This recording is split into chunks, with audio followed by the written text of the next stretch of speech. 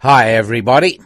Welcome. This is the Rabbi Daniel Lapin Show, and I'm delighted to have the opportunity of sharing some time together with you, particularly since the papers lately have been absolutely jam-packed with heart-rending photographs of refugees trying to get into Europe. Now, you might wonder what the date of this podcast is.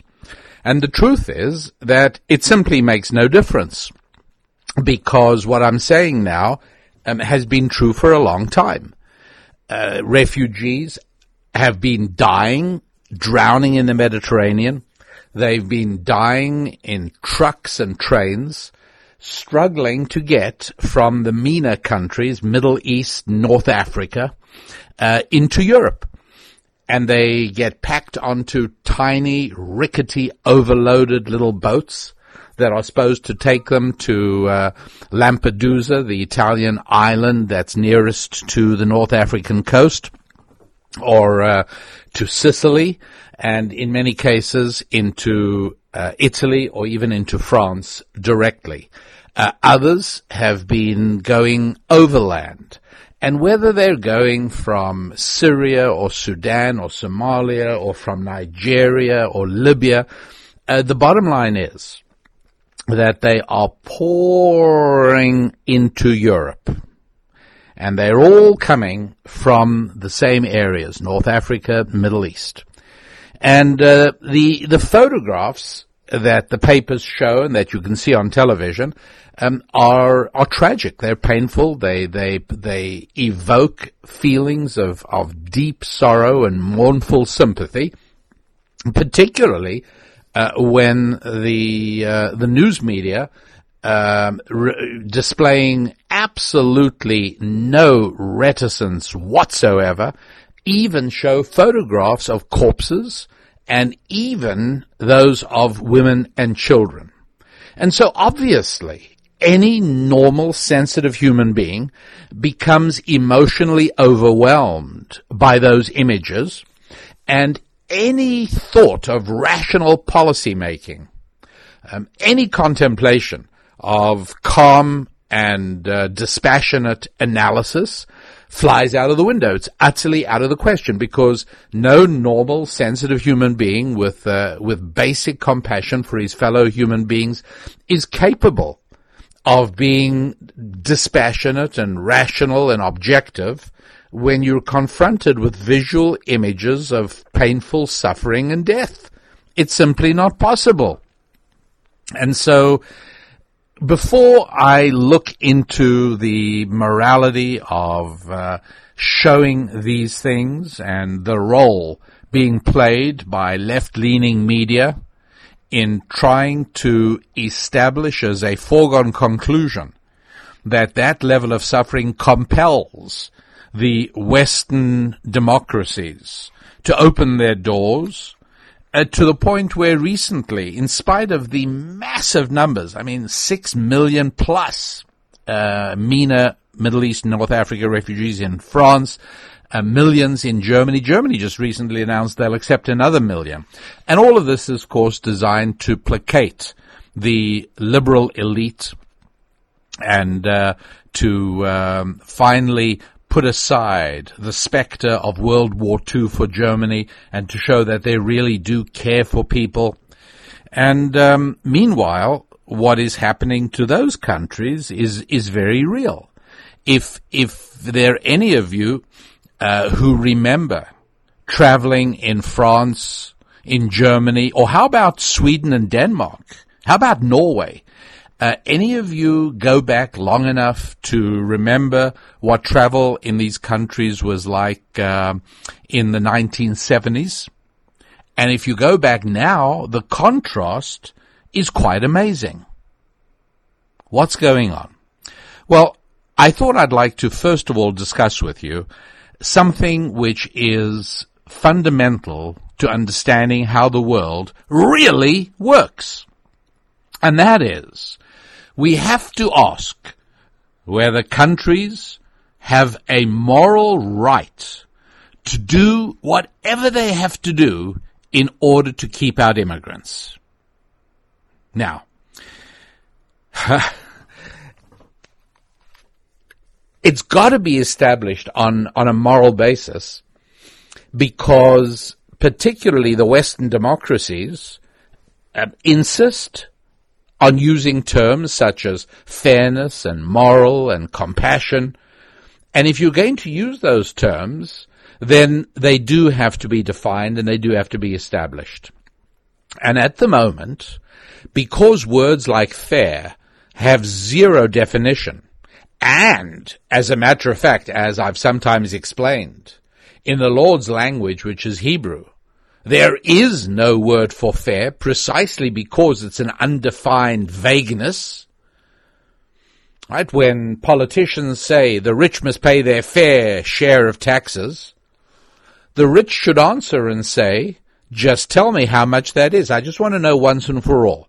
Does that mean I pay 50%, 60%, 80%, 90%? How much of my money do you want? Just tell me what fair means. But politicians will never define fair, because defining it would mean that they are prevented from, at some future date, declaring it to be 100% confiscatory level. And I'm quite serious about that. And so fairness is one of these terms that is used that means absolutely nothing at all. And so what is a fair number of immigrants for Germany or France or Italy or Norway or Sweden or Denmark to accept? The essential nature of those states has already been dramatically altered. Violent crime in Norway, Sweden, Denmark is almost 100% the province of Islamic immigrants. Right? Almost entirely. You used to be able to walk in any part of Denmark. As a young person on my way to and from school, because I went to Bible school in Europe, and I used to travel home for the holidays once a year. As a young person, even in Denmark, you could walk at any time of the day or night anywhere in the city in Copenhagen. That's no longer true. There are a number of towns in both Norway and Denmark where the population is now significantly and heavily Islamic, and Sharia law is in force. But Holland is another case. And the populations of these places have largely been subdued by the imposition of the religion of secular fundamentalism. And they've been told that all people are the same, and national boundaries and religious distinctions are artificial. That's right. You know, the famous John Lennon song of Imagine, it's a very important song because it does, in a few stanzas, encapsulate the fundamental beliefs of the left, which everybody is the same, everyone's identical, and any attempts at maintaining national identity or religious identity are false, damaging, and destructive. And so the native populations of whether it's and by the way, there are growing pockets of rebellion. France, England, and of course they are immediately tarred and feathered as right-wing racist groups, xenophobic groups. But the truth is that more and more ordinary citizens in France and in Germany, and Germany is particularly sensitive about it because of World War II, but even the United Kingdom, more and more ordinary citizens are beginning to ask their government, what have you done to our world? And so, if there is to be any hope for the United States of America, if there is to be any hope for some of the European countries, then we really do need to establish the morality of the situation. Because if the left is correct, and there is zero moral justification for keeping immigrants out, then you may as well know that and accept it and just acknowledge that immigrants are going to continue pouring into the United States. They will pour into Canada. They will pour into the Western democracies of Europe with an increasing Niagara-like cascade that won't stop, because we've already established that any attempt to curtail or prevent it is immoral. And liberal elite in the United States of America are in no way immune to this. They, too, have no understanding whatsoever of any moral basis on which immigrants may be kept out. So let's take a look at this from first principles. Let's try and understand how the world really works. One of the very first principles of morality is a hierarchy of obligations. This is so fundamental and so important that I want you to spend a few minutes with your rabbi now, just making sure that you understand this both intellectually and emotionally. This has to be something that not only gets into your mind and head, but it also has to make that 12-inch journey down to your heart, so as that you are emotionally able to wrap yourself around this. And that means that even when you see photographs of immigrants, you're able to exert intellectual control over your emotions, and you're able to say, look, I'm sorry for them. I feel terrible for the suffering they're going through. I understand what they're trying to do and why they're trying to do it. But Germany, France, Hungary, Poland, England, Norway, Denmark, these countries have a right to preserve their national integrity, let alone the United States of America. So the very first thing you really got to be able to wrap yourself around is that not all moral obligations are equivalent. There is a hierarchy, and we've got to get clear on this. Charity is never just to the abstract of the poor of the world, or charity needs to be given to the needy. And the very fact that government constantly maintains the existence of this group of Americans called the poor is in itself enough of an indication of what a terrible mistake this is. I'll try and come back to that particular point, but all I can say is that labeling human beings as poor is not only false and pedantic, but it is damaging as well. It is terminology that can be applied to an animal that doesn't have enough food, and you can say it's poor in protein, but it makes no sense to speak of human beings as poor, largely because we have the capacity to change our destiny. And it's only when outside forces such as government create an aura of poverty and dependence that we human beings take the path of least resistance. And honest to goodness, if somebody was handing out a living, and all I had to do was stand on the street corner and pick up my check, I'd like to think I wouldn't do it, but I'm not sure. The temptation to just be taken care of, I understand it. It's very powerful. It really is. So the hierarchy of moral obligation means that I do not owe the same thing to your children that I owe to my children. And there's a lot of misunderstanding about this. People know the religious dictum, love your neighbor like yourself, right? Well, wait a second. Does this mean that every time you buy yourself a dinner at a nice restaurant, you must buy your neighbor one too? Does this mean every time you get an ice cream, you must get your neighbor one too? You love your neighbor like yourself. How about if you have your house painted? Should you have his painted too? Isn't that what a good neighbor does? No, not at all. Love your neighbor as yourself is something that ancient Jewish wisdom discusses and explains very, very clearly, which is that you are not obligated to do for your neighbor any more than you would expect him to do for you, and vice versa. And so do I expect my neighbor to buy me whatever he buys himself? Of course not. Do I expect him to treat me and my property with respect? Yeah, because I expect to do exactly the same thing for him. That's what love your neighbor as yourself means.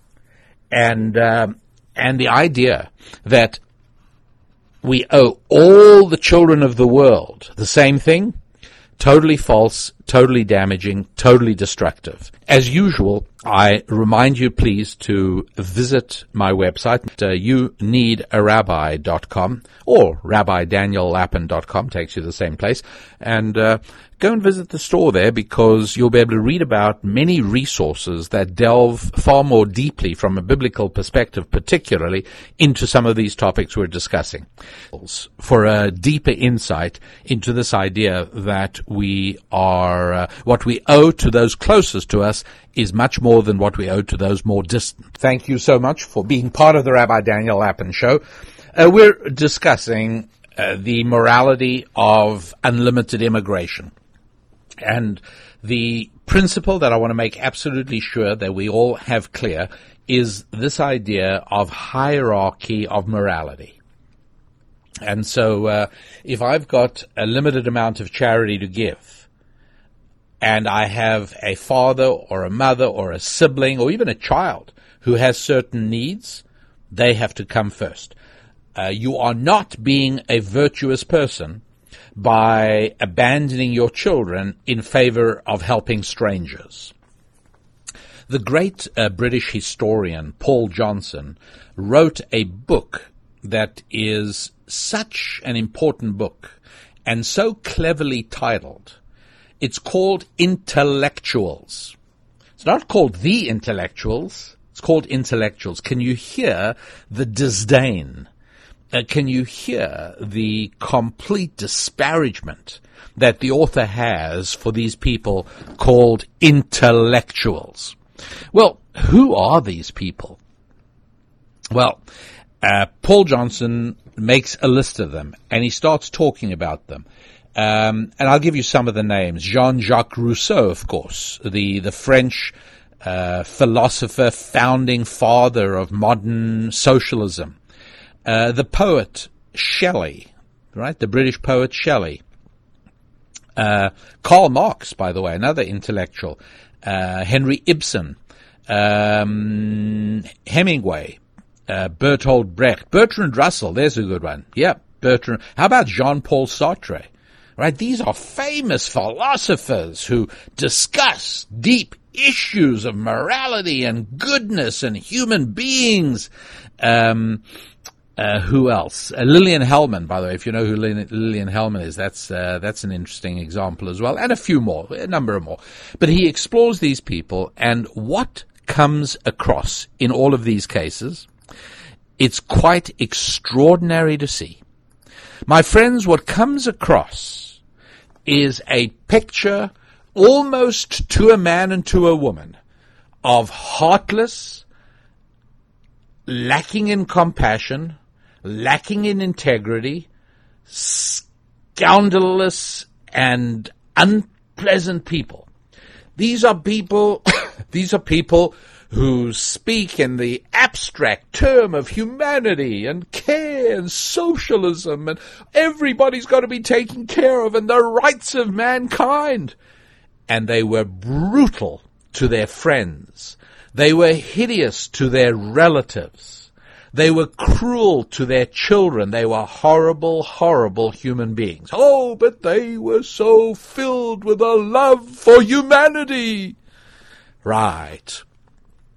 My friends, you've got to understand that in a biblical Judeo-Christian worldview, the hierarchy is critical. There's no such thing as being a wonderful person who really cares about the world or the environment or the planet, but is horrible to his siblings, but is disdainful and disconnected from his own children. There isn't such a thing as a person who is moral about caring for women's rights, and I'm a feminist, and I want to protect reproductive freedom, but I'm brutally heartless towards my own wife. There's no such thing. yes, it is totally fair to judge a person's integrity and to judge a person's authenticity with regard to the things they care about by looking to see how they treat those closest to them. I cannot stress this enough. And so you got to understand that I owe an enormous amount to my children. As a parent, I owe a lot to my children.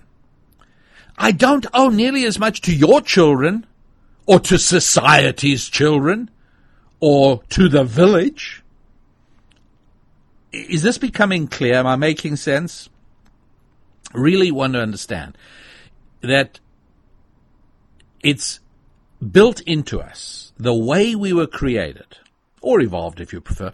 The way we were created is that we find it very seductive to prefer the distant over the close and the near and the familiar.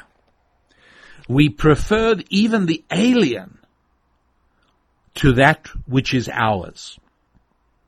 Do you remember as kids, didn't we always think that Johnny's parents were way cooler than ours, right? Isn't that how it always used to be? And then it was this weird thing where we discovered that Johnny used to prefer hanging out at our house because he thought our parents were cool. And there was this baffling kind of cognitive dissonance that we went through. Say, wait a sec, I mean, your parents are always so terrific. And he says, no, yours aren't. You don't get it. But we never lose that seductive instinct to prefer the distant from the near. And so that's why it is that when rock stars and movie stars do benefits and charitable premieres and concerts to raise money for, one of the very first big ones was to raise money for Bangladesh, famines in Bangladesh. What about hungry kids in Appalachia? Now, there's something lacking in glamour to help that which is close. But you feel very virtuous when you make yourself feel compassion and do good things for people that are remote and far away. To this day, right, I might more instinctively hold a door open for an attractive woman entering a coffee shop or something. But do I do so just as enthusiastically for my wife? I should, and I hope I do. But I am very aware that in the case of close relatives, I have to remind myself to be on good behavior. And with strangers, it's kind of automatic. That's right. That's right. The important thing to understand is that the good Lord created us with a dangerous instinct, right? And it says in Genesis, our instincts are bad, even from our youth. One of the dangerous instincts is to feel more warmly to the distant than the near. And sadly, sometimes the most venomous hatred is reserved for people's parents. Sometimes the way that we behave towards our parents and the way that we speak about our parents, regardless of what they've done, but they're parents, is language and behavior that we would never inflict on a stranger. Well, that is perverse and upside down, and true biblical morality requires that we treat especially those closest to us, and we do the most for those closest to us. So in general, what you've got to get is that the secular left prefers doing good for everybody with no particularity at all. I'll give you an example. Here is the subconscious moral logic that underpins the politician's dream known as the death tax. Of course, sometimes it is falsely called the inheritance tax, but it's really the death tax. And first of all, what's wrong with it? Well, what's wrong with it is that, first of all, I have already paid tax on everything I have. And everybody has. And so the notion that your passing on is a taxable event is deeply and profoundly repugnant. It is immoral and downright evil. There is absolutely no justification for it. To re-tax money that I already was taxed on when I got it in the first place, this money is my money. Admittedly, if I went out and bought something, I should probably pay sales tax if it's in a state with sales tax, or I should pay a property tax if I'm buying a piece of real estate or a car, whatever the law is. But an additional tax just because you pass on, and before your children, your legitimate heirs, get hold of your assets, the government takes a significant slice of it? What on earth could possibly be the justification for such a reprehensible and indefensible evil act? I'll tell you, it's very simple. It's a violation of the law of moral particularity. Take a look and see. See, what happens is that the way the good Lord designed the world is that I and you and all of us are filled with a powerful desire to help our children, to everything we can for our children. Now, those of you who prefer to subscribe to the view that we are here because of a lengthy process of unaided materialistic evolution, well, why you will assume that there is a simple biological imperative, right? To protect our genetic output, we take care of our kids. Whatever it is, I think everybody can agree that we all feel a deep desire to do everything that we can for our children. And so the good Lord sets it up, and the laws of inheritance are laid out extraordinarily carefully in the 5 books of Moses. And essentially, you don't tamper with them. Essentially, your income goes to your children. And there's a reason why it's male children more than female children. A lot of that has to do with not interfering and imperiling the marriages of your daughters. But again, there are ways of dealing with that. For the moment, however, let's just say children. And the idea that I can actually leave something of significance to my children is a powerful motivation to keep me productive, to stop me from retiring, to keep me focused on trying to serve other human beings, and in return make the money that they pay me for serving them, so that I will have more to leave my children. So the very fact that everything I own goes to my children after I pass on to the arms of the Lord, well, that motivates me and impels me to be even a better citizen. I'm not going to imperil that. And that's how it works. It's a very positive thing for society. Along comes the secular left, and they say, wait a moment. All children have an equal right to benefit from your assets. Why just yours? Are you trying to make a big deal of this thing called family? We don't believe in family. After all, we are nothing more than sophisticated animals, right? And when did you see an animal that makes a big deal of family? That, by the way, is why it is that the socialist-founded institutions in early Israel were the kibbutz system. And in the kibbutz system, they took all the kids away from the parents and raised them in children's units. And this was part of the early communist dream, because it's wrong for parents to have any particular relationship with their children more than any other children. This should be sending shudders up your spine, right? It really should. And that's the way they view things. Since we're nothing but sophisticated animals, when did you ever see a puppy show any great relationship to its father? Or when did a racehorse show any signs of recognition to the father that sired it, most likely artificially anyways. But even if it wasn't, he still isn't going to know. Animals don't recognize their fathers, and after a certain short period of time goes by, they don't recognize their mothers either. Right? They don't. Once the initial nursing period is over and they're on their own, they're on their own. And that's how the left believes that it ought to be with human beings as well. You know, we understand that human babies are a little bit different from ducklings and alligators and llamas and lions and leopards because they need a longer period. But fine. But that doesn't mean that there's any special relationship. And that's one of the reasons that the entire philosophy of the left right now is that children's acculturation must take place in school, not with parents. And that's why there is very strong opposition to private schools.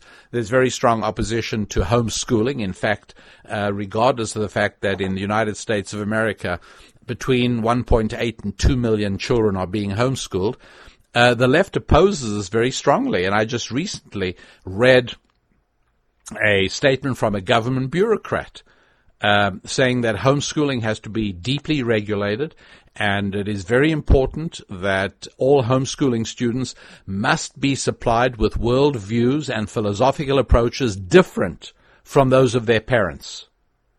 Right? That's it, because children belong to society, not to parents, right? It takes a village to raise a child. Remember hearing that phrase once?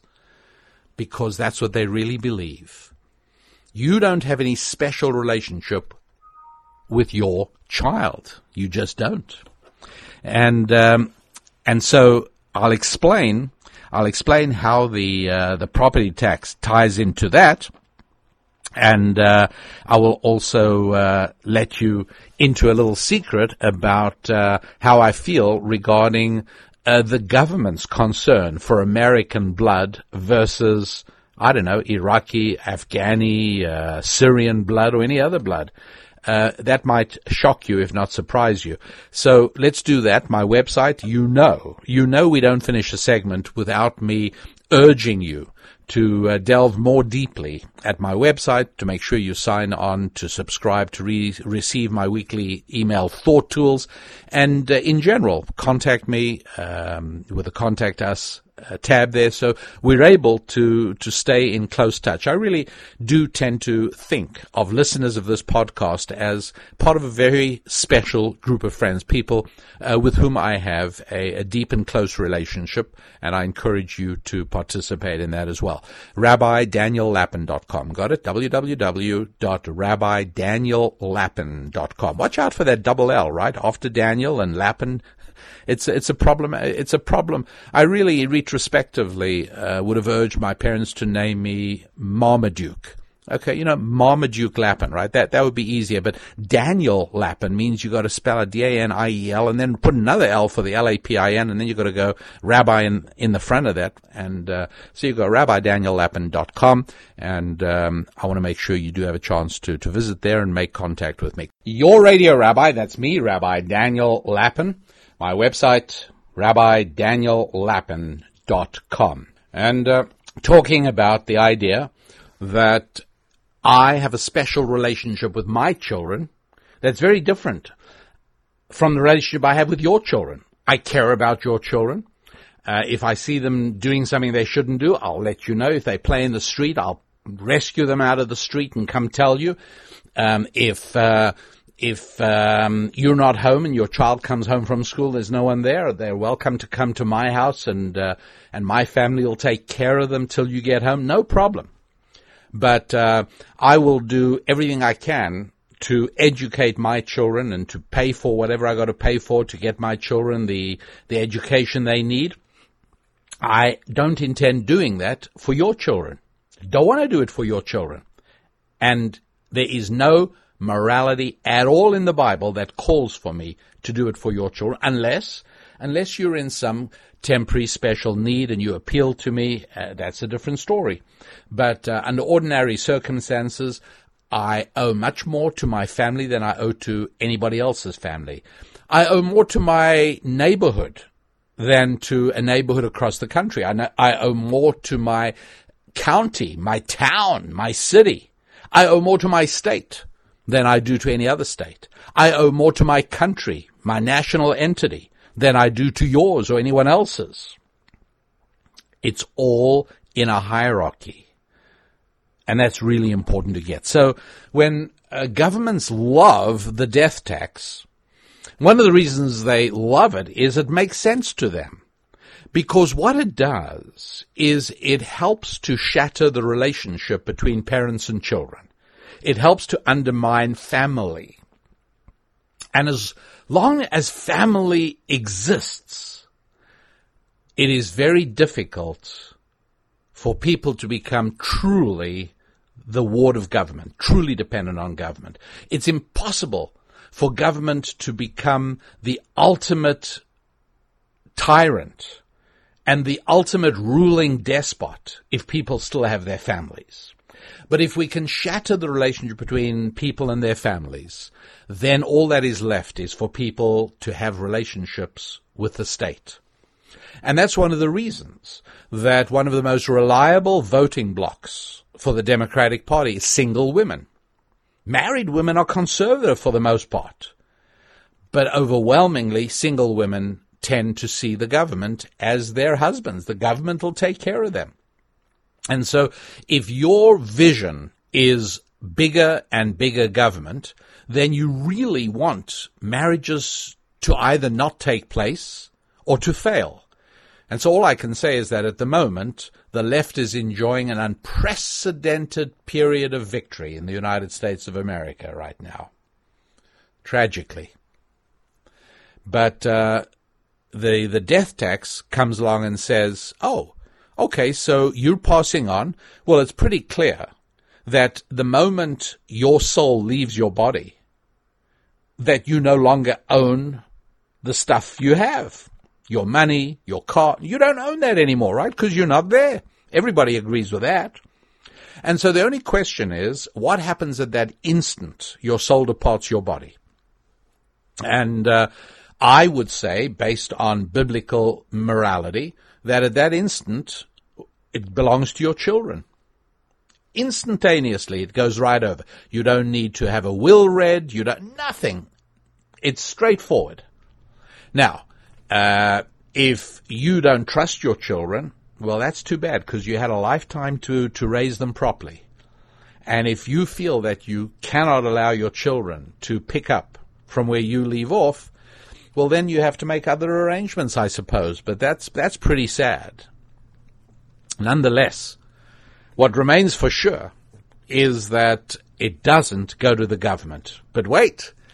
If you are part of the left, then that's exactly who it goes to, because they say, oh, we agree. It doesn't belong to you. You passed on. Of course it can't belong to you. Who does it belong to? It belongs to the next generation. It belongs to all the people, especially the children, not just your children. And we, the government, will take over to make sure the distribution will be fair. But we want all the children of society to benefit from your possessions, not just your children. That's not fair, is it? And that's what they really believe.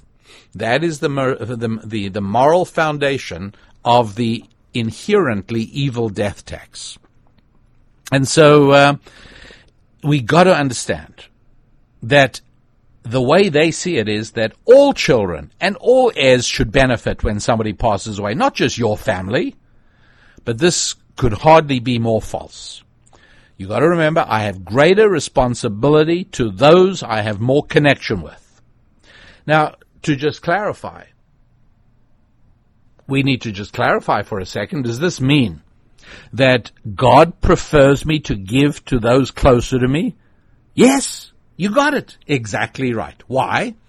To incentivize connection. That's the idea. And that's why it is that the governmental system of charity is so wrong, because it creates a sense of entitlement. It's no longer even called the dole or welfare or the loving kindness of your fellow citizens. No, it's your right.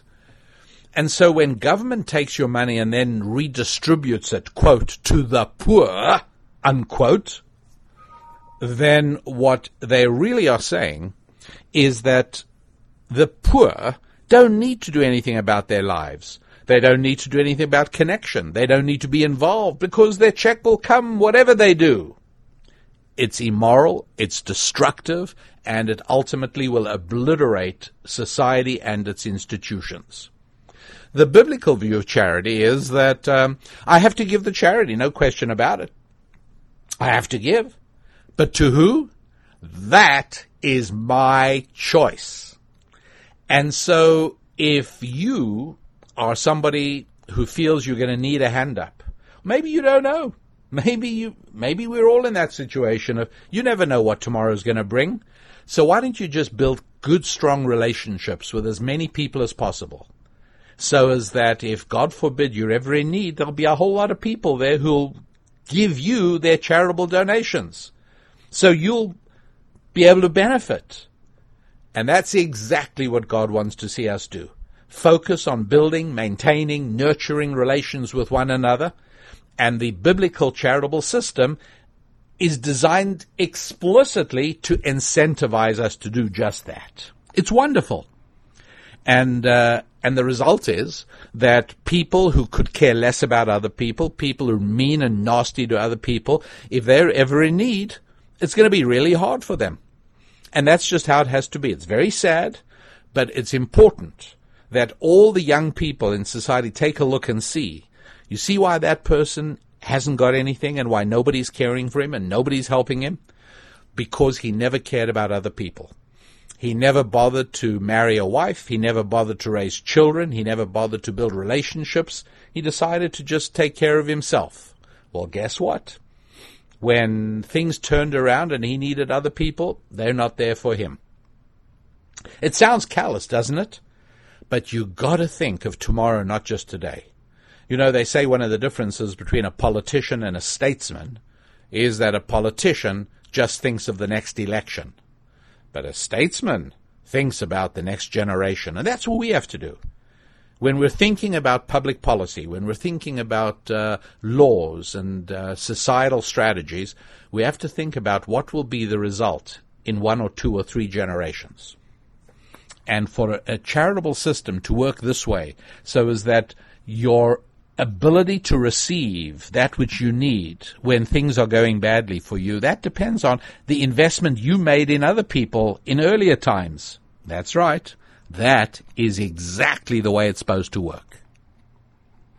Well, I said that the principle of moral hierarchy means that I'm obligated much more to my family than to my neighborhood, much more to my neighborhood than to the city, more to my city than the county, more to my county than the state, more to the state than my nation, and more to my nation than any other nation.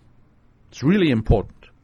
And for that reason, the government must care much more about one harmed American than 1,000 harmed or hurt or killed Iraqis or Syrians or anybody else. I'm not talking about God. I'm sure that to God, everyone's blood is the same color. I have no special information on what God thinks about anybody else or anyone in particular. I have enough trouble trying to figure out what he thinks of me. Not always reassuring. But I'm not talking about God. I'm talking about the United States government. The United States government has the obligation to protect even the little finger of an American citizen, even at the cost of the lives of 100 foreign nationals. Yeah, that's right. And that's the way it used to be. Countries understood that they sent in the army. If another nation did something to one of their citizens, you sent the army in, because otherwise your citizens would never be safe anywhere. Imagine what it would be like to be an American in a world in which any country that harmed an American really, really paid the price. And this is why it is as painful as it is for me to say this, because I feel the agony, and I'm aware of the torment, and emotionally I can wrap myself around it and bring tears to my eyes, a lump to my throat. But I have to tell you that reprisals make sense. if terrorists come into your into your town and blow up a family, or they blow up a restaurant, then the right thing for your government to do is to go along and go to where that terrorist came from, and I'm sorry, but they have to execute 20, 30 people from that place. It sounds terrible, but it isn't really, because what that will do is stop the problem right away. Because terrorists, particularly of the Islamic persuasion, are there any others right now? Hard to think of any, and probably are, but no, I can't think of them. But terrorists of the Islamic persuasion don't mind losing their own lives if they can take infidels like us along with them. But they sure mind the lives being taken of their family and friends. Sad, but necessary. Because to the United States government, or to any national government, the lives of your people have to be much more expensive than the lives of anybody else. This is all part of the law of moral hierarchy. My government must care more about American blood than about anyone else's. It's very important to realize how basic this is, that I'm not presenting something to you that's weird. The only reason it sounds strange, if it does sound strange to you, is because, like all of us, advertising works. Advertising really works, doesn't it? And I'll explain what I mean by that. Because there is such a thing as moral and political propaganda, and it works just like any other form of advertising. Go to RabbiDanielLappin.com. Go on, right now. Go to RabbiDanielLappin.com. Okay, big advertisement runs for a Volvo motor car, shall we say. This doesn't mean that everyone who sees the ad runs out to buy a Volvo. Doesn't mean that. But what it does mean is that when you show that ad to millions of eyeballs, in that collection of millions of people watching, there are a certain number of people who are in the market to buy a new car in the next few days. I don't know what that number is, but it's a tangible number. And of that number of people who are going to be buying a car in the next few days, a certain number of them are going to be motivated by the Volvo reputation for, quote, safety. Okay? And so if that ad comes out at exactly the right moment, of course it doesn't mean that everyone who sees the ad is going to run out and buy a Volvo. Obviously not. But it leaves an impression in the hearts and minds of millions of people, because what you see through the eyes exerts a strong emotional influence. And if you happen to be thinking of buying a car, well, you're now going to pay attention to that. And of those people who pay attention to that, some of them are going to be influenced. Some of them are going to go test drive it. And of those who test drive it, bottom line is, many, many, many, many more people are now going to buy a Volvo this week because of that ad than would have had the ad not run. How do I know that? Because businesses are usually not stupid, and they wouldn't pay money for advertising if it didn't work. Of course it works. It doesn't mean that each and every person who sees it goes out and does something. No, but there's subtle changes in each and every one of us every time we see an ad, and it's cumulative. And on top of that, there are those of us who are already primed to purchase. That's why advertising works.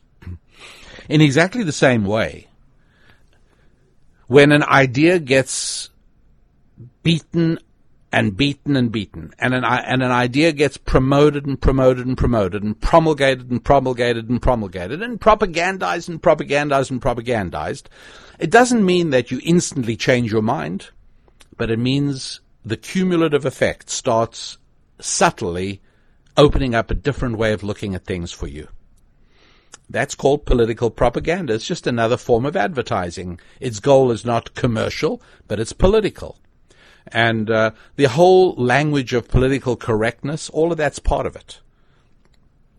It's the left using every power and force at its disposal to inculcate you to believe that certain things are just wrong, immoral, unfair.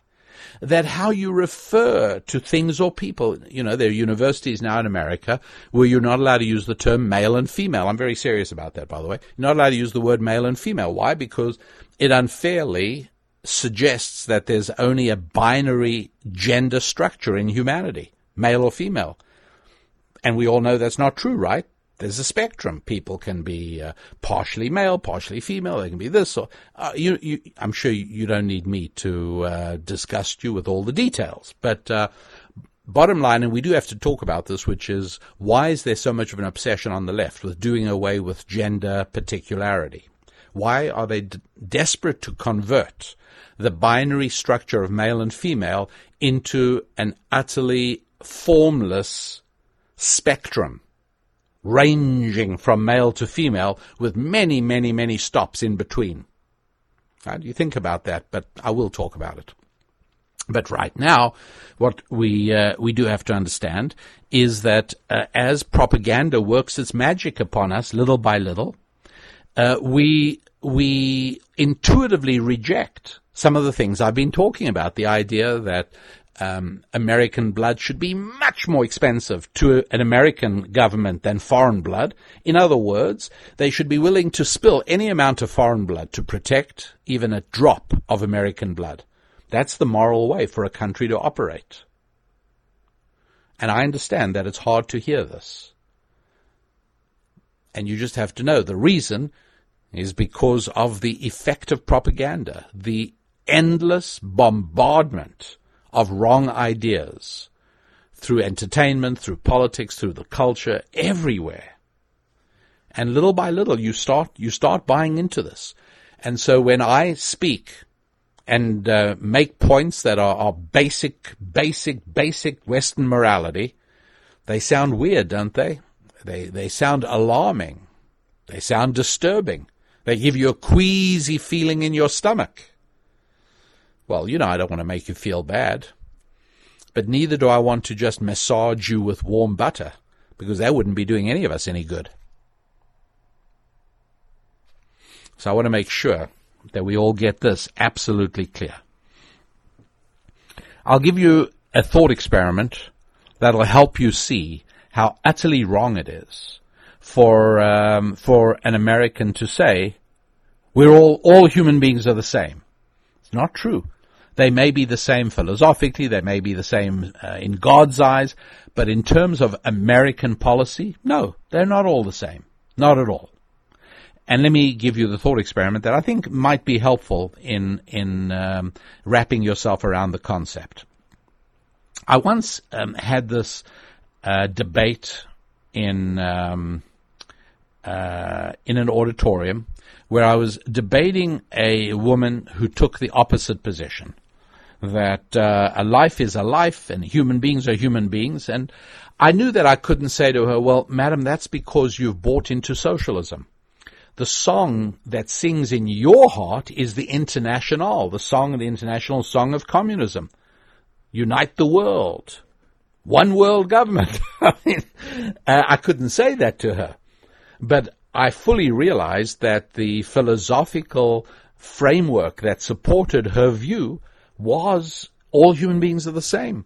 Religions, artificial false distinctions that must be eliminated, national identity must be eliminated. And if we manage to obliterate religious distinction and we manage to obliterate national identity, there'd be peace. All human beings would love one another. That's right.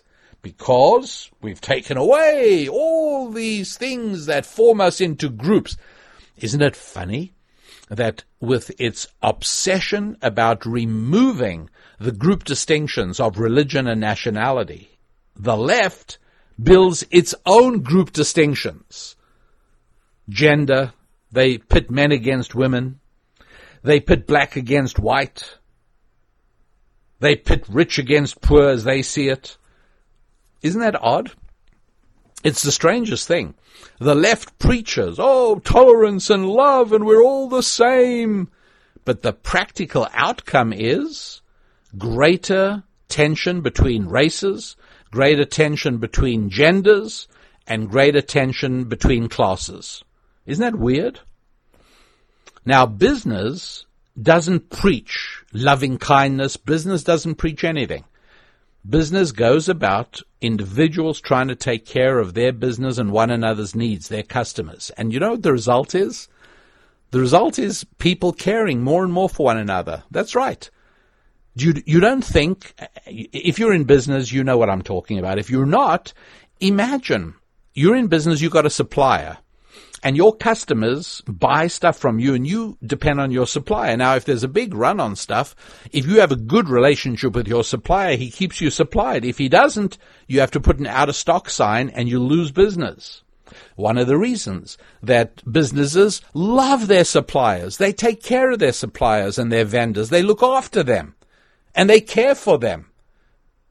It may be for a selfish reason, but think about this for a moment. Would you rather have a neighbor who loves you in his heart, but when you're not looking, he keys your car, kicks your kids, and kills your cat? Would you like that? But he loves you.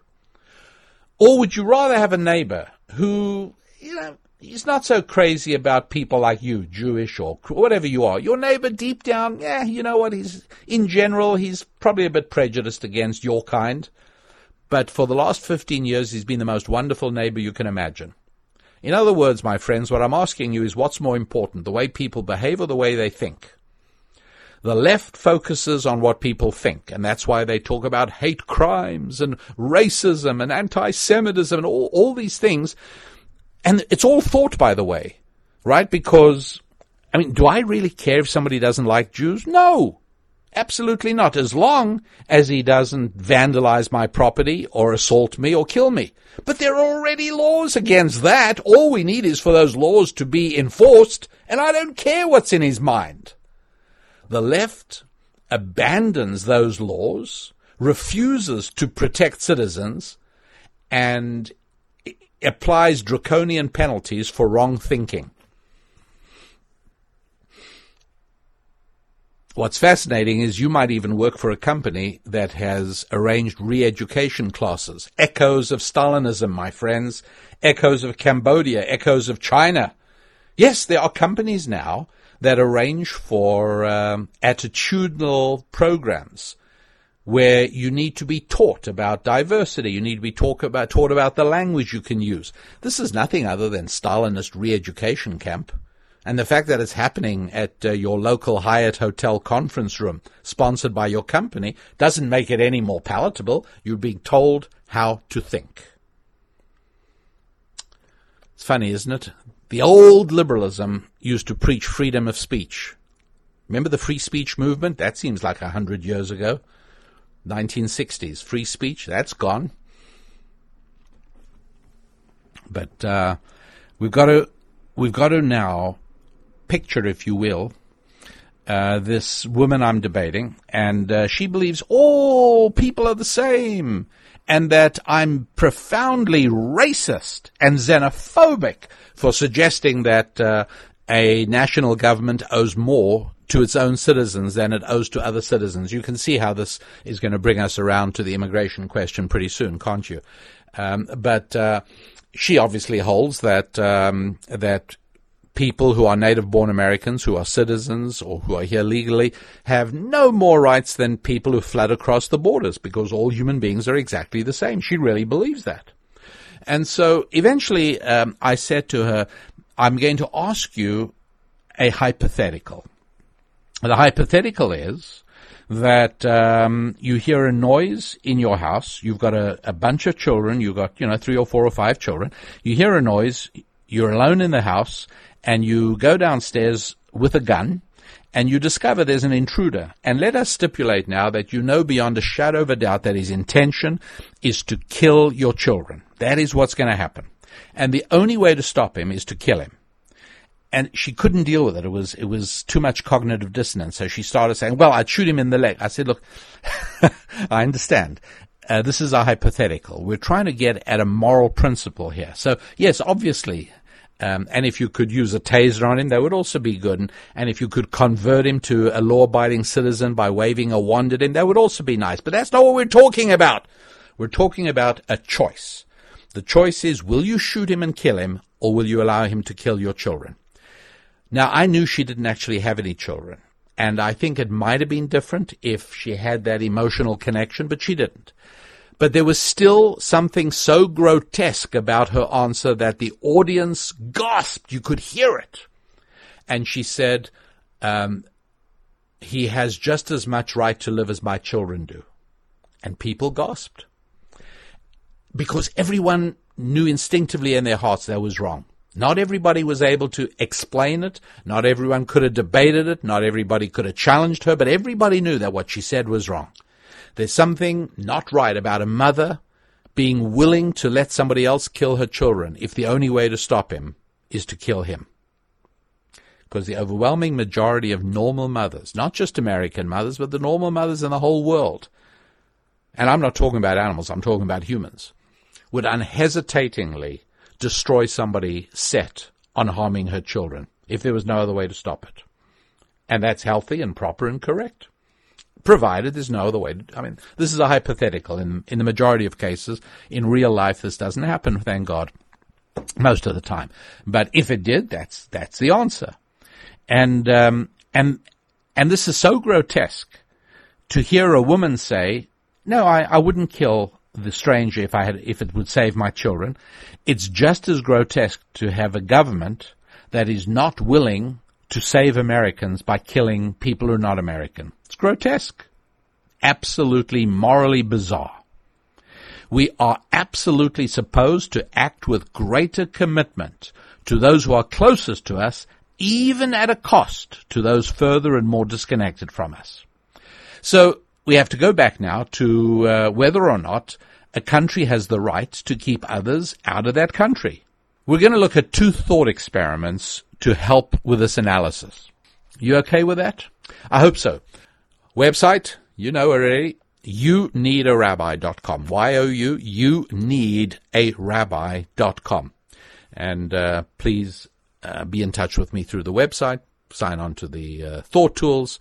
Check out the resources at the store. We're looking at the question of whether countries have the right to keep people out.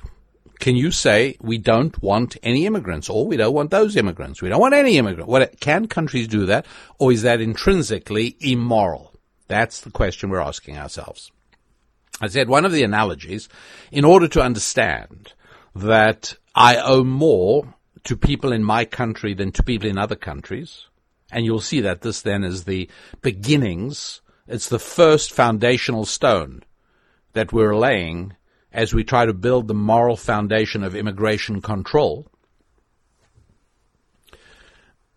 If indeed I owe more to my people, the people in my country, and the arrival of other people at the moment is damaging to my nation, damaging to my people, then the fact that they have nowhere else to go, the fact that they're desperate, the fact that they're refugees, the fact that they're good people, the fact that they're hardworking, the fact that they love America, whatever it is, I have every right to keep them out because their interests are not equivalent to the interests of my people. Okay? That's what we're trying to understand. Let's look at the lifeboat analogy. A very painful idea, and again, for many people, difficult to accept this as a theoretical, intellectual hypothetical. For many people, they're incapable of not translating it into concrete terms and then saying, well, there must be another solution. We're not talking about that. We're talking about this being the reality. Now let's analyze it on that basis. What's the reality? The reality is a shipwreck, and you're in the lifeboat. It's the Titanic. And it's the morning of the 15th of April, 1912. And you're floating in a life. I shouldn't really talk about the Titanic because that sort of violates my request here that you don't concretize it and that you leave it as a theoretical. So let's just leave it as a theoretical. The boat's gone down, the sun rises, and you are in a small lifeboat, nothing else to be seen on the horizon. And the lifeboat is dangerously overloaded. And there are waves, and every now and then a bigger wave comes along and laps to within an inch of the freeboard of the lifeboat. Normally lifeboats aren't supposed to be that loaded. You're supposed to have about 2 feet of freeboard, but this lifeboat is horribly overloaded, and you're in it with 70 or 80 or 90 other people, and you're all huddled together, very, very cramped, and there's sharks even, and now all of a sudden you notice a door from your ship that went down. There's a door floating in the water, and holding onto it are 6 more people. And you know beyond a certainty that the next pair of hands that grips the gunwales of the lifeboat and tries to haul themselves aboard, the boat goes down and all 70 people drown. What do you do? What do you do as these people come along? These are desperate human beings facing drowning. What do you do? What is the moral thing to do as they leave the door they were clinging to and start swimming desperately over the intervening 30 or 40 yards to where the lifeboat is, and they reach up to grab the gunwale? And as they do that, the boat tips alarmingly, and a whole lot of water slops into the boat, and if they don't leave go at that moment, the boat is going to fill and everybody sinks. My friends, it's a theoretical, and no human being should ever be put in this position, but if you were, what's the moral thing to do? The answer is not that you all go down. I know that many of you are going to find that appealing. Many of you are going to say, well, let's all be unified in death rather than separate us between those who are going to live and those who are going to die. Wrong. From a biblical and moral perspective, those who God placed in the lifeboat, those who for whatever reason were in the lifeboat, have the obligation to keep themselves alive. And if that means that they have to wrap the fingers of anyone who grabs on with a belaying pin to force them to leave go, even though that in so doing you are condemning them to drown, you have to do it. It's not murder. It's not killing. It is a painful, horrible action that is nonetheless exactly what you have to do. How shocking is that? That lifeboat thought experiment, or that lifeboat model, is a very important one to understand, because it really goes to the heart of realizing that morality isn't about what feels good. Morality is about doing what is in conformity with the architect of the universe. That's what morality means.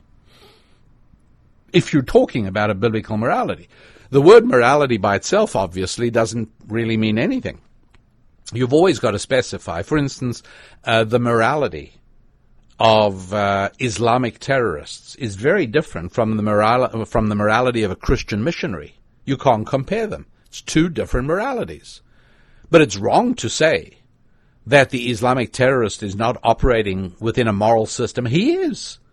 It's a Quranic moral system. It's not a biblical moral system, but it's his moral system. And don't you think that that secularism, socialism, progressivism, liberalism, communism, don't you think they have moral system as well? Sure they do. Sure. Absolutely.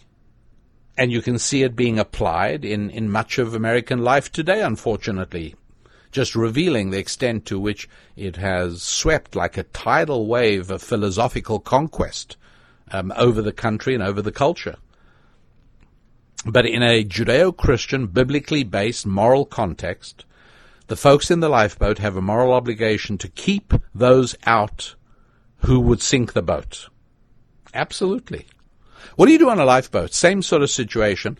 There's a guy suddenly pulls out a battery-operated Makita 18-volt high-power electric drill with a 2-inch bit, hole drilling bit, and he starts, you all hear this buzzing noise. You look and there's this guy drilling a hole under his seat through the hull of the lifeboat. What do you do with him? What if the only way to stop him is to shoot him dead? If that were, obviously there are other ways, right? You can knock him out, you can paralyze, but if there was no other way to stop him, and that hole would sink the boat and drown all the 70 survivors on the lifeboat, if you had to kill him, you would. Do you follow what I'm saying? This is really important to understand. And And that allows us to prepare for the second thought experiment. Okay, the second thought experiment is the following. Imagine you got a bunch of houses in your little housing development, in your neighborhood, right? It's a few blocks. I don't know, you got, 30, 40, 50 houses, whatever it is. And let's treat those houses in your neighborhood as if they were a metaphor for countries, shall we say, on a continent. Now, work with me here for a little bit. Leaving aside for now whatever the reasons are for the fact that my house is lovely, reasons such as my hard work, my self-restraint, my self-discipline, my impulse control over the years, leave aside all of that. Whatever it is, my house is by far and away the nicest home in the neighborhood. The other homes, you got deferred maintenance, they're overgrown, the gardens aren't taken care of, the paint isn't good, the paint's very worn, the siding is falling off, there's moss growing on the roof, shingles are falling off, there's a broken window here and a broken window there. It so happens that I take care of my house. And I will tell you this, we're hospitable. We not only give money to Habitat for Humanity or whatever housing charity you want to support or we want to support, and we often have visitors staying over in our guest room, okay? But the other homes, they're just not looked after. And look, by the way, I understand, right? I'd also rather spend my money on cars and boats and entertainment and big screen televisions than paying money for landscaping or new siding or fixing up the plumbing that's leaking. Of course, it's more fun to buy stuff than to maintain your house. I understand. But it so happens I'm the only one who looks after the house in my neighborhood. Everybody else's houses, yeah, you know what they are. Anyways, many kids from the neighborhood come over to play with my kids all the time. By the way, think of these as tourists. Sometimes they stay for lunch.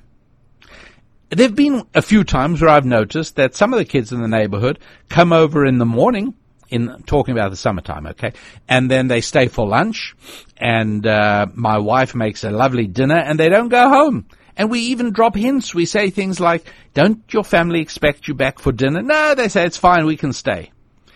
And I'm a little bit nervous about this because it's starting to happen more and more. You see where we're going, right?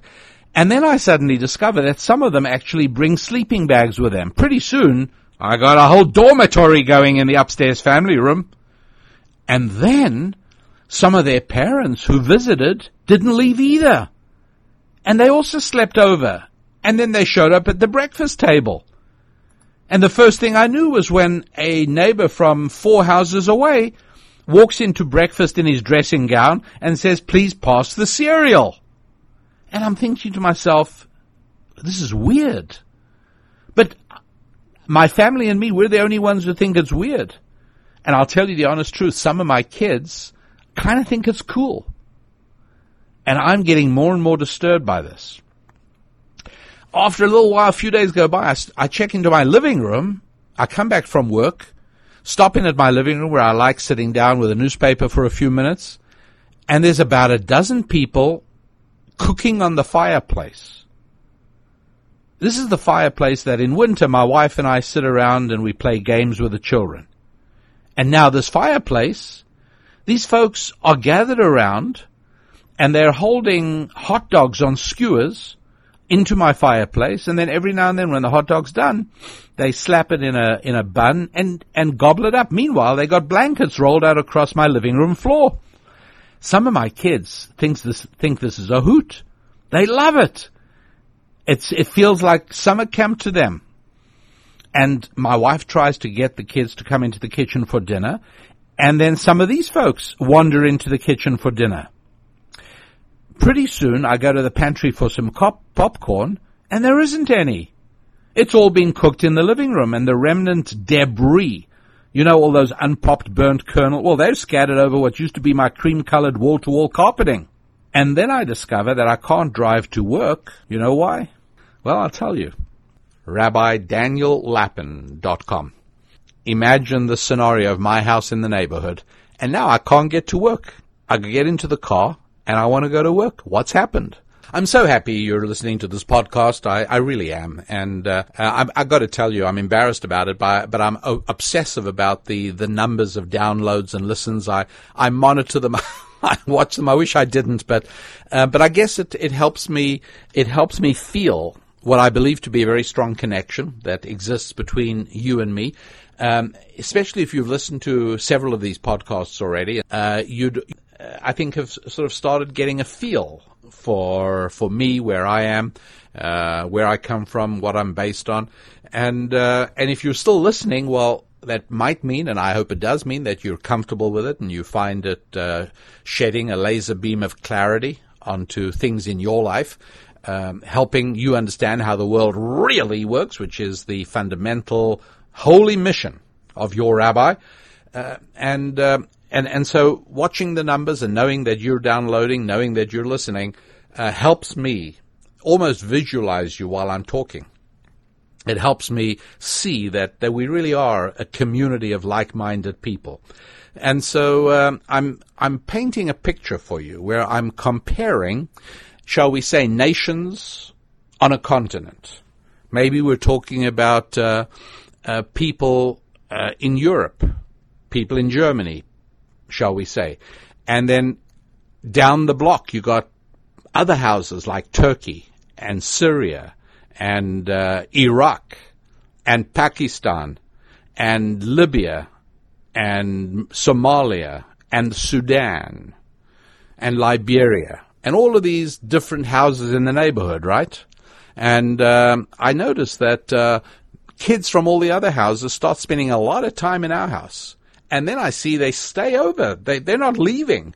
And then I notice some of their parents coming as well, because they're little anchor babies, right? Right? I shouldn't say that. And the parents come over to my house, and initially they just come to visit, or they say, we're just here to pick up little Johnny. But they don't pick up little Johnny. In fact, turns out they brought a sleeping bag also. They're staying. They unroll their bags in my living room. So now I got people upstairs in the family room. I got people in the living room. I got people in the guest room. And I want to go to work now, and I can't go to work. You know why?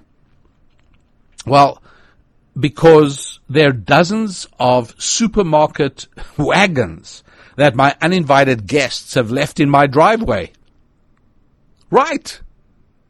That's what's happened. I can't get out because some of them are filled with soda cans and bottles. Others are empty. They just brought them. Others have blankets in them. But my whole driveway is filled with supermarket wagons. Well, it's disturbing because I can't get to work, but it's also disturbing that, some of my kids still think this is kind of fun. They have supermarket wagon races on the driveway, but meanwhile, there's like 20 of them there. I can't get my car out to get to work. And what's more, I got to tell you that some of my kids and my wife are starting to feel threatened. Because now, when our visitors demand food or candy, there's a slightly sinister overtone, which is, you need to go shopping. There used to be candy in the pantry. Now there's nothing there. Well, yes, you finished it. Well, go and get more. And my wife is feeling it to be a bit menacing. And some of my older kids are feeling very uncomfortable. By that time, there are a bunch of families from other houses in the neighborhood that aren't as nice as ours that are camping outside our master bedroom. And so I have to step over them when I want to go to my room or come out of my room. And what's more, they're insisting on using our private ensuite bathroom. That's the private one that my wife and I use for ourselves. And they start challenging us. They say, do you think you're better than we are? Why shouldn't we use your bathroom? And I don't know what to say. What do I do? Or more appropriately, what should I have done? There's no flaw, is there, in this metaphor for what immigration has done to Europe and is doing to America?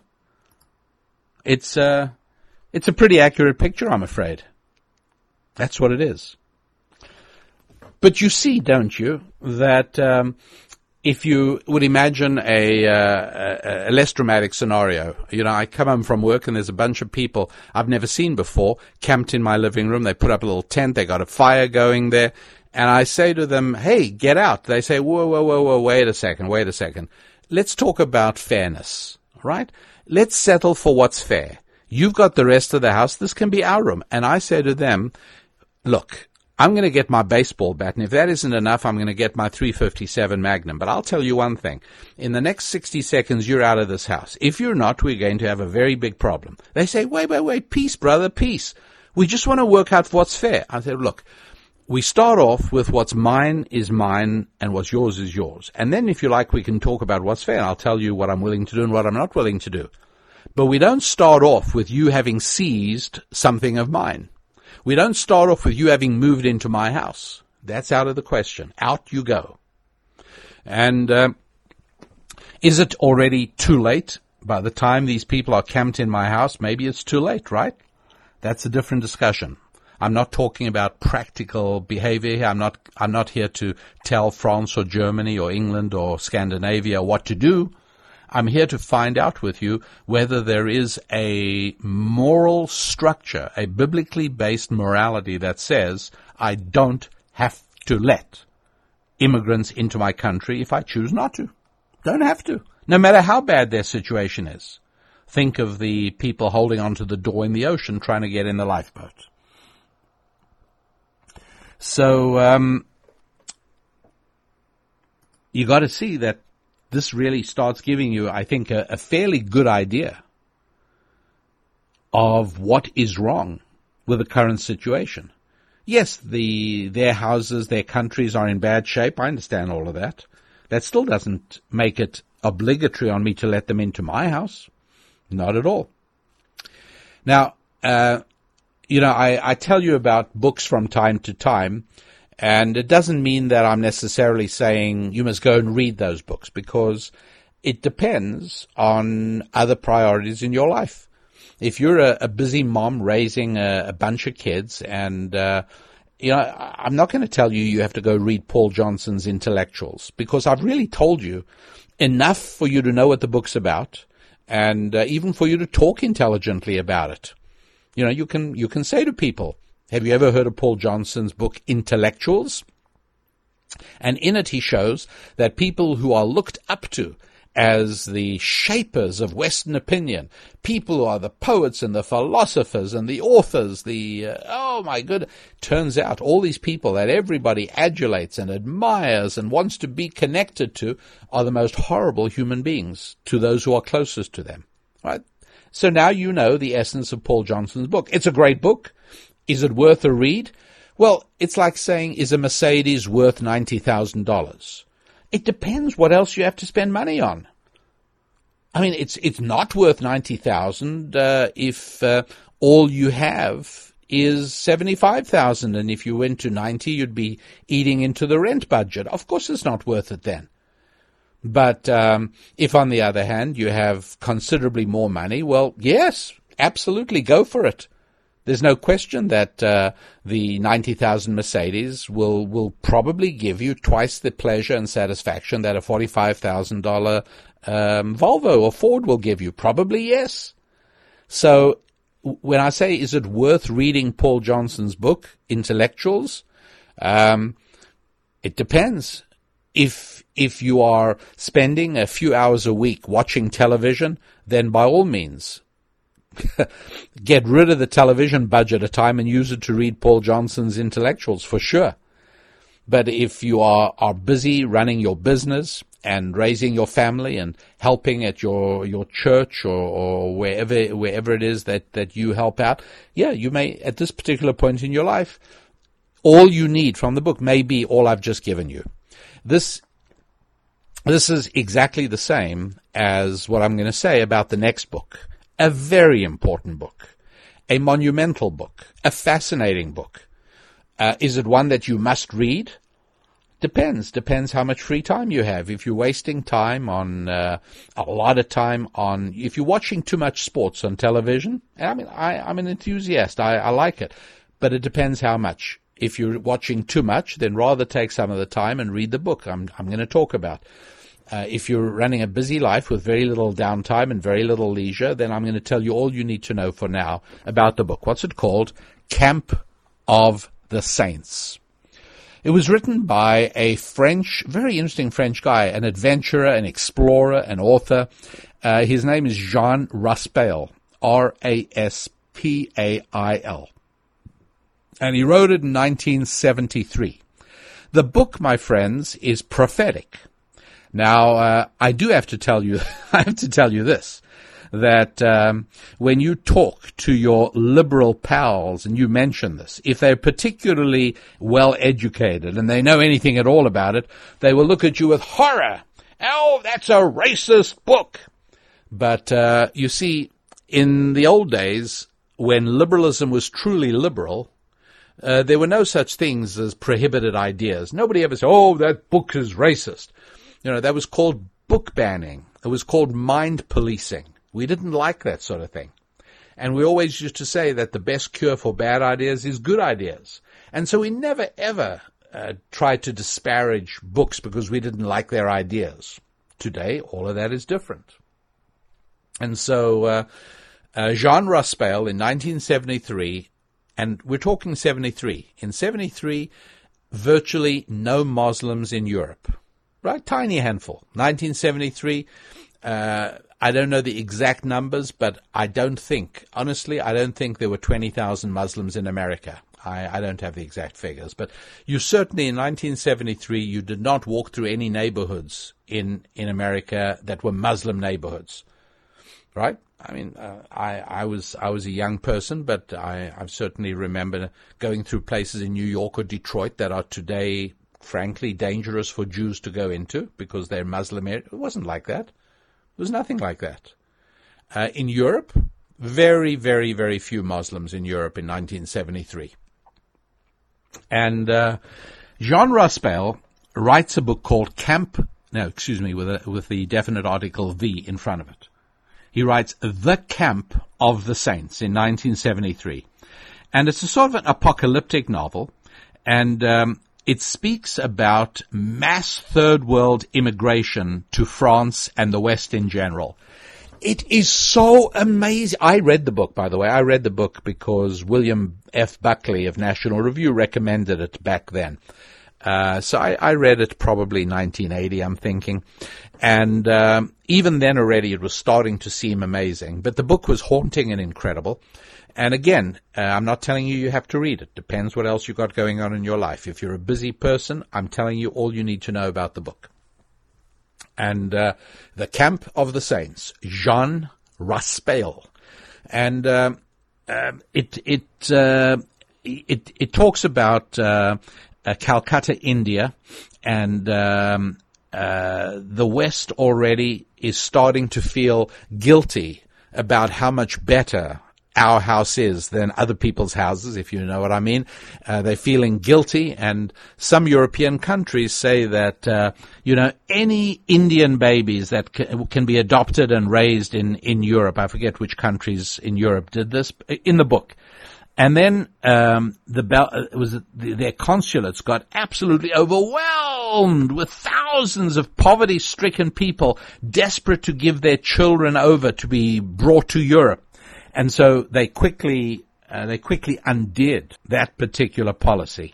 And what happens with the rest of the story? Your rabbi will return with the rest of the plot, the rest of the story of the Camp of the Saints. It is haunting in its prophetic implications. It's like this book was written out of last week's headlines. And your radio rabbi, I'm Rabbi Daniel Lappin, and please be in touch with me. My website is rabbidaniel.lappin.com, and on my website there is a Contact Us tab. And many of you have already discovered that I do answer a certain number of my emails personally. I read them all, and some of them actually get answered, and you've received emails from me. Several of you have actually written back to thank me for that. And I love hearing from you. I like feedback on the podcast. If you like it, that's great, obviously, but if you have suggestions, things you'd prefer, for instance, a few weeks back, I asked folks about how you felt about the length. Is it too long? And again, I'm gonna leave it at the current format for another few weeks till I really analyze it. But when I do analyze it, the most significant factor will be the cascade of wonderful emails I got from so many of you giving your opinion about the length, and some of you had wonderful suggestions, which I've started to implement, some of which. So go to rabbidaniellapin.com and click on the Contact Us tab, and let me know how you feel. Love that. Also, there may be questions. You may have things you want to ask. Well, there's an Ask the Rabbi tab. You can do that. You can subscribe to my free weekly email, Thought Tools, which I think you need. I really do. I know it's another thing in your mailbox, but not everything that comes into your mailbox is a waste, and I don't think this is. You should also take a look at the resources in the store section of the website. Obviously, I love it when you buy that stuff, because that proves to me that I'm delivering something to you of value, right? Right now, I don't minimize your investment, because you're investing your time, which is extremely significant. It's really in short supply. Just listening to this podcast means that you're investing your time, and I appreciate that, and it's very significant. Investing money is when you decide you want to delve more deeply into any of the topics. And what I focus on, just for those of you who are not aware, is I bring ancient Jewish wisdom to bear in very practical terms, in terms of tools and tips and techniques that impact your life family-wise, your friendships, your faith, and yes, your finances.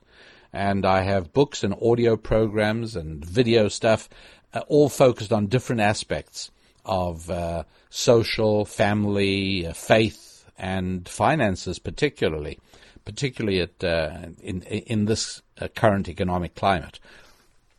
So, back to a very prescient book called The Camp of the Saints by a very fascinating guy, an adventurer, an explorer, an author, guy called Jean Raspail. And what he talks about is people, and he focuses on India and France, but obviously it's very clear that he's talking about the whole third world and the whole of Western Europe. And eventually the population, and literally millions of people in India start getting hold of rusty old freighters, and they start piling onto them, and they start traveling to Europe. And this massive fleet, a huge armada carrying millions of refugees, steams unstoppably towards the coasts of France. And they come around the Cape of Good Hope, and they come up West Africa, and they get joined by more and more and more people, hopeless, desperate people from Africa. And then finally this massive armada makes it through the Straits of Gibraltar. Meanwhile, Europe's going nuts. The French are going crazy, like, what are you supposed to do? But they've been so propagandized by Western liberalism. They've been so propagandized to this notion that all people are the same, and national boundaries are not national boundaries, and religious distinctions. You thought you had a Christian country, how dare you? And so they lack the moral courage to act. And eventually this huge fleet of desperate refugees by the millions literally beaches itself on the shores of the French Riviera. I mean, it's a marvelous, marvelous scene in the book. And you can just imagine, imagine it. And for those of you who are not going to read the book, that's fine.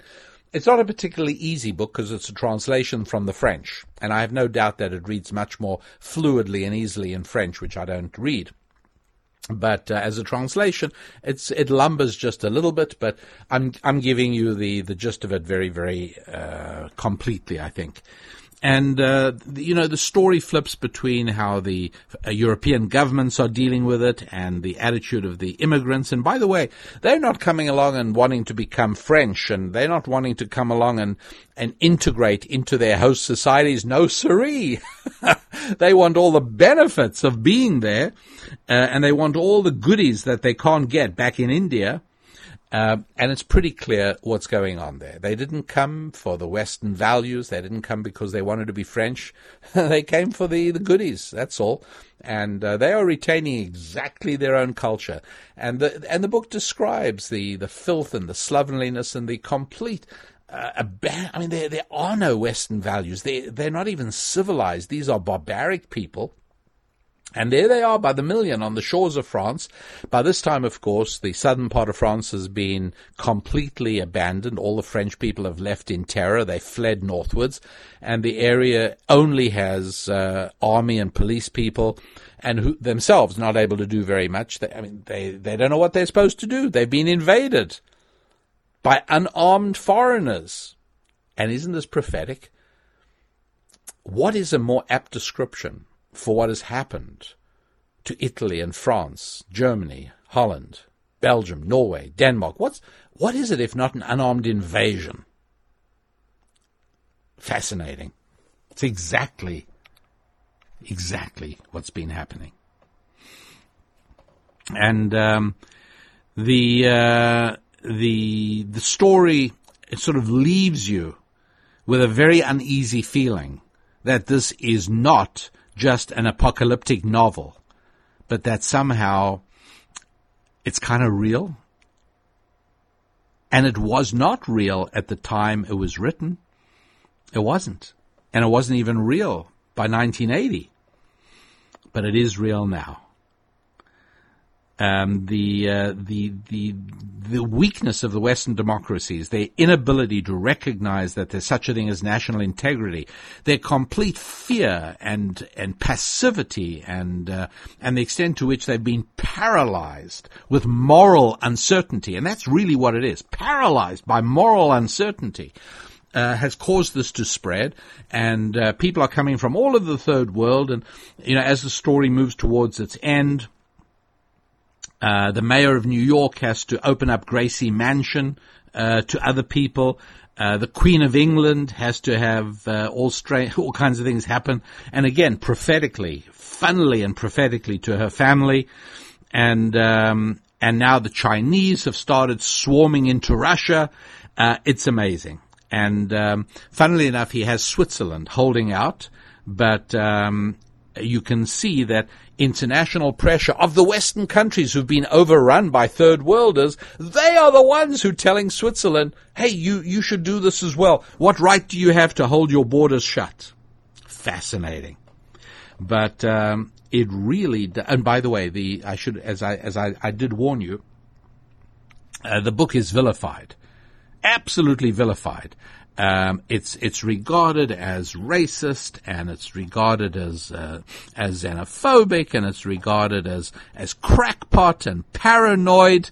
Yeah, tell paranoid to some of the people who are trying to live their lives in areas in which they've lived for 20, 30 years that are now taken over by Muslim immigrants in Paris, in Lyon, in Marseille, in Amsterdam, in the small towns around the Dutch countryside, throughout Denmark and throughout Norway, through the Midlands of England. Leeds. Used to be a nice city, was Leeds. Today, very dangerous. Leeds is a place where Pakistani fathers routinely kill their daughters for having boyfriends, and the British police are powerless. So I found it very interesting. As I was preparing this podcast, I found it fascinating to go back and read book reviews of the book back in the 1970s. And French book reviews, British book reviews, Time magazine, everybody hated the book. It was totally preposterous and paranoid and ridiculous. And here we are, a few short years later, and the book's a reality. Remember, The Camp of the Saints. I think it's a book you're probably going to be hearing more about. I really do. Because it's just, as more and more people, I think, become aware of what I'm telling you about it, there are just going to be more and more people writing about it and talking about it. And the nice thing is you'll be able to participate, because you are knowledgeable and you are in the picture. And that really is one of the services that I take very seriously. And I'm not joking now, although I'm sort of sometimes humorous about being the Mother Teresa of podcasting, sort of just serving you. But I'm very serious in that I really want to make sure that with a deep understanding of how the world really works, you're equipped to help change hearts, to help change minds, to talk to people and to sound reasonable and knowledgeable and educated and persuasive and compelling, to know the right questions to ask your friends, and to ask them in a very nice and non-threatening way, with a smile on your face. So tell me, I'm just curious now, what is the moral basis for why my hard-earned money has to be taken away from me and given to somebody who has not worked a day in his life? And you know that's true, right? I mean, you know that's happening. So could you just explain to me why this is fair? Like, what aspect of this is good? Questions like that, I like giving you those questions. And if you happen to follow me on Twitter, by the way, at just Daniel Lapin, DANIEL LAPIN, you will get regularly questions I give that I recommend that you ask people, ask your liberal friends. Maybe you've got a liberal work associates. Maybe you've got liberal family members, right? Maybe kids. And right, never be angry, never be rude or ad hominem or unpleasant, but just in the politest and mildest and smilingest way possible, ask some questions. And you say, I'm curious how you see this. I really want to know how you see it. And so you're saying that there should be open borders, that basically any people from South America who want to come into the United States should be allowed to. And again, and I understand that's your position. I fully accept that, and I respect you and your position. But why not open, on the same basis, why not open your house to these very same people? In other words, if they're able to come in, oh, you support the tent city. Do you? You like the idea that your town has turned the local park into a tent city for the homeless? Well, wouldn't it make more sense for you and some of your friends to invite them into your house? See, I wouldn't, because I don't think they should be in the park. I don't think that's what a city park is for. But since you're okay with that, why stop there is what I don't understand. For many more questions like that, the Twitter is Daniel Lapin. My website is rabbidaniellapin.com. Thank you very much indeed for being part of this podcast, and thank you for listening. And hey, thank you for telling other people about it. You must be doing that, because week by week the number of downloads grows dramatically. The number of people listening grows dramatically, and that gives me a very good feeling, because I'll be honest with you, speaking into a microphone for 2 hours, not easy. Not easy. Now, let me speak to you in person for 2 hours. I'd be honored. It's a pleasure. Let me give a speech to your church. Let me speak to your business organization. Let me speak to any group. 2 hours flies by. For me, I love it. And the fact that I love it is obvious to the audience. That helps them love it. Speaking into a microphone is hard. How hard? Quite hard. I'll tell you a little secret. I'm not big on museums.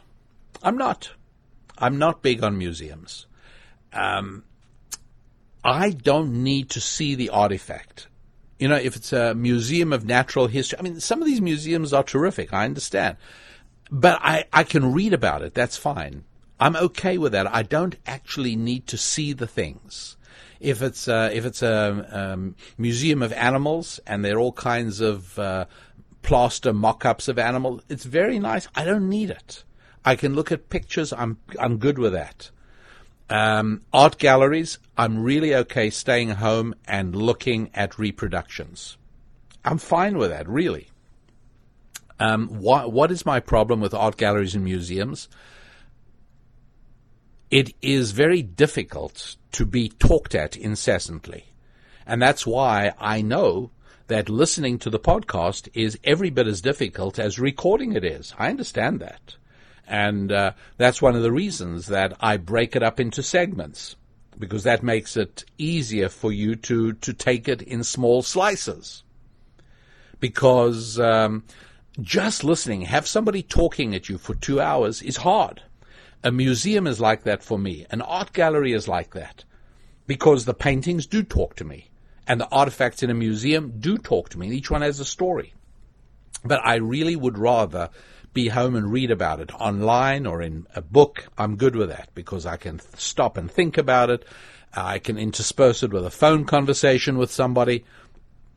But I find museums and art galleries very tiring, in the same way that, if you've got a tiresome Uncle Fred, who whenever he's at your house for Thanksgiving doesn't stop talking, or an Aunt Agatha, who babbles away incessantly. She won't shut up for a minute. She is very tiring, because to have things just beamed at you incessantly, well, that's really hard. Really is very tiring. And so I have to recognize that I've got to prepare the podcast. I've got to make sure that there's enough in it to make it worth the investment of your time. I have so much respect for your time. So I have to make sure that I'm not wasting it. That would be absolutely the worst thing imaginable. And so I've got to give you tools. I've got to give you deeper insights into how the world really works. And I've got to be able to equip you with intellectual ammunition to achieve the things that you have to achieve in your life. That's what I need to do, and that's what I try my very, very best to do. So, if to any extent you feel I'm succeeding, do let me know at my website, rabbidaniellapin.com, and also, as I say, please continue telling others about it. Please continue sharing the podcast with others. It means a lot to me as those numbers grow. It tells me that more and more people are finding what I'm doing valuable. And that's ultimately what makes life meaningful, isn't it? When we find that what we do is meaningful to other people. It's really all it is. I mean, if I can make the things I do meaningful to God and meaningful to you, that's it. I mean, my cup runneth over. It really does. It's wonderful. It's what I try and accomplish. It's really what I try and do. And so in this podcast, this 9th podcast, I have endeavored to start laying a moral foundation for immigration control. The right of every country to stop people coming in. So, what are countries supposed to do? Now, again, I don't like saying what I'm going to have to say, because I recognize that we've all been propagandized by political correctness, and therefore what I'm going to say is going to sound extremely aggressive. It's going to sound cruel. And in my defense, I have to tell you that it's neither of those things. It is true, and it is effective, and it is also moral. Because you've got to remember that part of morality is not just this generation, but the next generation and the one after that as well. You see, societal stability is very important, not just to God, but to you and your families and your children in every possible way. Constant changes in law, very, very serious upheaval. Changes in the tax code, you can't build a business because you never know what's going to happen. Social unrest, you can't buy property because maybe it's going to be turned into a blighted area because the authorities have proven already surrenderers and incapable of maintaining civic control, basically handing over everything to the barbarians. And that's really what the Camp of the Saints is about. The Jean Raspail novel that I told you about is about an ultimate clash between civilization and barbarism. And guess what? Barbarism wins. Civilization loses the ability to defend itself. What is the very first step in losing the ability to defend yourself? Losing a sense of justice, losing a sense of rightness in your cause. And I'm afraid that in the West, that's where we are, where diminishing numbers of Americans feel that it is worthwhile defending the values that made America. Things are changing, they say, and we must all change with them. No, not at all. No, the object is very often to stand astride the railway line of progress and to stop the onrushing locomotive. Sometimes you've got to do that. You don't necessarily just go with the flow, especially when the flow is barbarism against civilization. And I want to make clear something that is a theme you'll hear from me more than once. And it's very important to understand this. We'll be talking about it extensively in the next podcast episode that'll be released next week, number 10. And that is that there is not such a thing as lots of civilizations.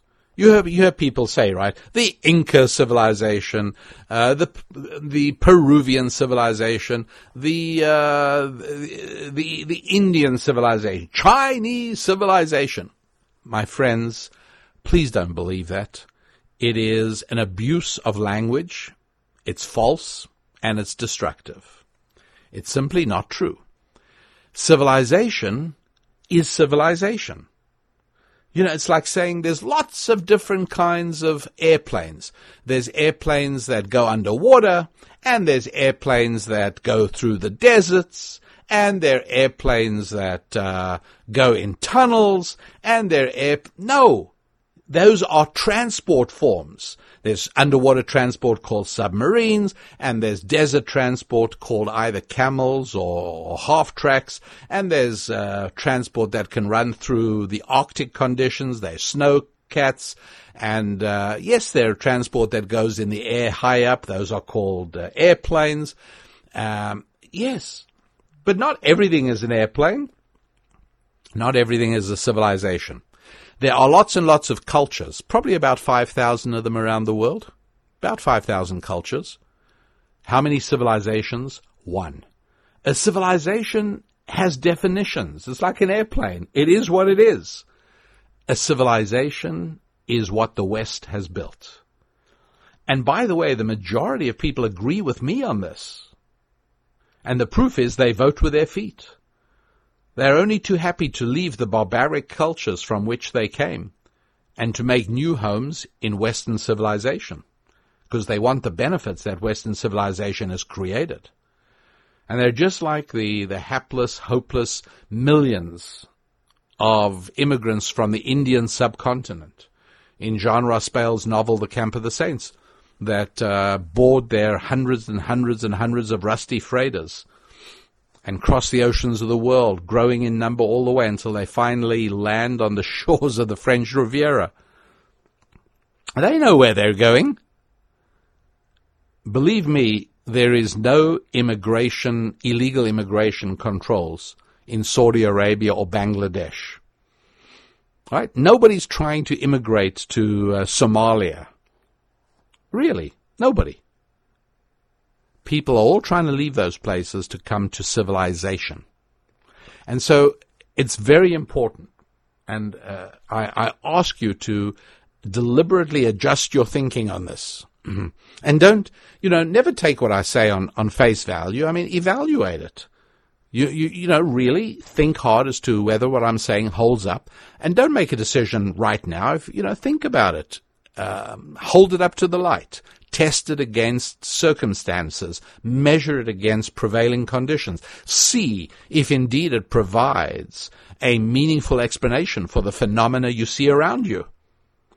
And you will eventually come to see, I think, by yourself, that, yes, there is such a thing called civilization, and it's quite easy for us to define what are the characteristics of civilization.